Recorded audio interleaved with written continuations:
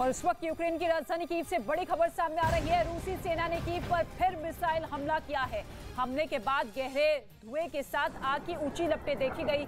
यह हमला उस समय हुआ जब संयुक्त राष्ट्र के महासचिव एंटोनियो गुटेरेस कीव में ही है। यूएन महासचिव रूस के बाद कीव पहुंचे हैं।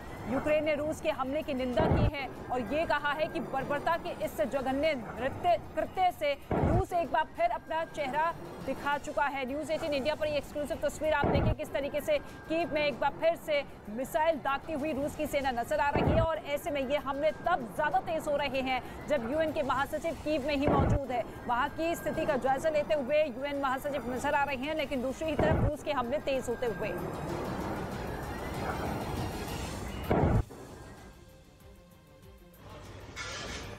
और संयुक्त राष्ट्र महासचिव एंटोनियो गुटेरेस यूक्रेन में मौजूद है। यूएन महासचिव ने यूक्रेन के आसपास तबाही का जायजा लिया। यूक्रेन के राष्ट्रपति ज़ेलेंस्की से मुलाकात भी उन्होंने की। यूएन महासचिव ने यह कहा कि हम युद्ध क्षेत्रों से नागरिकों को निकालने का काम जारी रखेंगे। रूस से युद्ध समाप्त करने का अनुरोध भी किया है। अपील भी यूएन महासचिव करते हुए नजर आए पुतिन से कि इस युद्ध को समाप्त कर दिया जाए, क्योंकि 24 फरवरी को जिस तरीके से इस युद्ध की शुरुआत हुई थी उसके बाद लगातार तबाही बढ़ती हुई नजर आ रही है और ऐसे में लोगों की जान भी जाती हुई। Innocent civilians were living in these buildings. They were paying the highest price for a war for which they had not contributed at all.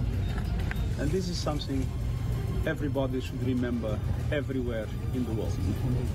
Wherever there is a war, the highest price is paid by civilians. रूस और Ukraine की जंग को 64 दिन हो चुके हैं। दोनों देशों की सेनाएं यूक्रेन के कई शहरों में आमने सामने की भीषण युद्ध लड़ रही है। लेकिन इस बीच दुनिया की नजर एक बार फिर मारिउपोल शहर की तरफ उठ गई है। वो शहर जहां शुरुआत से ही लड़ाई चल रही है। रूस ने इस शहर पर कब्जे का पहले ही दावा कर दिया था, लेकिन वहां अभी भी जबरदस्त जंग जारी है। यूक्रेन ने यह दावा किया है कि अज़ोवस्ताल स्टील प्लांट को पूरी तरह से तबाह करने के लिए रूसी सेना लगातार हमले कर रही है। और मारिउपोल के डिप्टी मेयर की तरफ से हमले का एक वीडियो भी जारी किया गया, जिसमें रूसी सेना का एक टैंक अज़ोवस्ताल स्टील प्लांट के एक हिस्से में ताबड़तोड़ गोले बरसाता दिखाई दिया। टैंक से निकले गोले ने सामने खड़ी इमारत के परखच्चे उड़ा दिए। इसके बाद उस टैंक ने उसी जगह से एक दूसरे टारगेट पर गोला दाग दिया। रूसी सेना का वो टैंक यहीं नहीं रुका, बल्कि उसने फिर निशाना साधा और फायर कर दिया।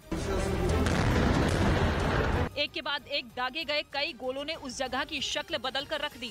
यूक्रेन के मुताबिक रूस अज़ोवस्ताल स्टील प्लांट को पूरी तरह धराशायी करना चाहता है, क्योंकि उसे अभी भी यूक्रेन के कुछ सैनिकों के स्टील प्लांट में छिपे होने का शक है और इसलिए रूसी सेना प्लांट पर हमलों को रोक नहीं रही है। हालांकि उसने कई दिन पहले ही मारिउपोल पर कब्जे का ऐलान कर दिया था। और वहां रूसी सेना के साथ मिलकर लड़ रहे चेचन लड़ाकों के कमांडर रमजान कादिरोव ने इसके लिए अपने लड़ाकों की पीठ भी थपथपाई थी। लेकिन वहां फिर शुरू हुई जंग ने बता दिया कि मारिउपोल पूरी तरह से पुतिन के पंजे में नहीं आया। यही वजह है कि रूस ने अपने बेहद घातक हथियार को भी अज़ोवस्ताल स्टील प्लांट को तबाह करने में लगा दिया, जिसका एक वीडियो एक दिन पहले सामने आया था, जिसमें रूस का खतरनाक हथियार UR-77 मेचियारित अज़ोवस्ताल स्टील प्लांट पर हमला करता नजर आया।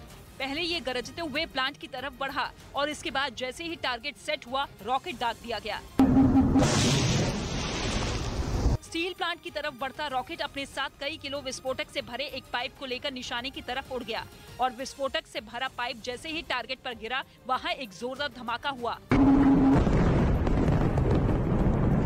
और मारिउपोल में रूस के इस मारक हथियार के इस्तेमाल के बाद साफ हो गया कि वहां जंग अभी थमी नहीं है, जिसे रूस की तरफ से जारी एक वीडियो ने भी साबित कर दिया है कि वहां यूक्रेन के कुछ सैनिक अभी भी रूसी सेना से टक्कर ले रहे हैं। और ऐसी ही एक जगह का रूसी सेना ने वीडियो जारी किया जहां छिपकर यूक्रेन के सैनिक जंग लड़ रहे थे, लेकिन रूसी सेना के भीषण हमलों की वजह से वो उस जगह को छोड़कर भाग गए। जिसके बाद अज़ोवस्ताल स्टील प्लांट के ही एक हिस्से में बने उस कमरे में रूस के कई सैनिक खड़े दिखाई दिए। वहां कमरे में बड़ी संख्या में यूक्रेन के सैनिकों को हेलमेट दिखाई दिए। इस बीच रूस के सैनिकों ने वहां से यूक्रेन के सैनिकों को खदेड़ने की खुशी में विक्ट्री साइन भी दिखाया। वहीं कमरे में गोलियों के ढेर सारे खोखे और यूक्रेन के एक सैनिक की वर्दी भी दिखाई दी, जबकि कबाड़ के ढेर में बदल गए कमरे में रूस के बाकी सैनिक तलाशी लेते दिखाई दिए। और उधर यूक्रेन ने रूसी सेना पर मिकोलाइव के रिहायशी इलाकों में रॉकेट बरसाने का आरोप लगाया। यूक्रेन के मुताबिक पुतिन की सेना ने हमला करने के लिए दुनिया भर के में बवंडर के नाम से पहचान बना चुके स्मिर्च मल्टीपल रॉकेट लॉन्चर सिस्टम का इस्तेमाल किया, जिसकी वजह से मिकोलाइव में कई इमारतों को भारी नुकसान पहुंचा। इस हमले में वहां की ज्यादातर मकान तहस नहस हो गए। सड़क पर खड़ी गाड़ियां भी इसकी चपेट में आ गई। आरोप है कि रूस ने उस इलाके में न केवल रॉकेट दागे बल्कि बमबारी भी की, जिससे बड़ी फैक्ट्रियां भी तबाह हो गईं। पीएम ने असम को कई योजनाओं की सौगात दी।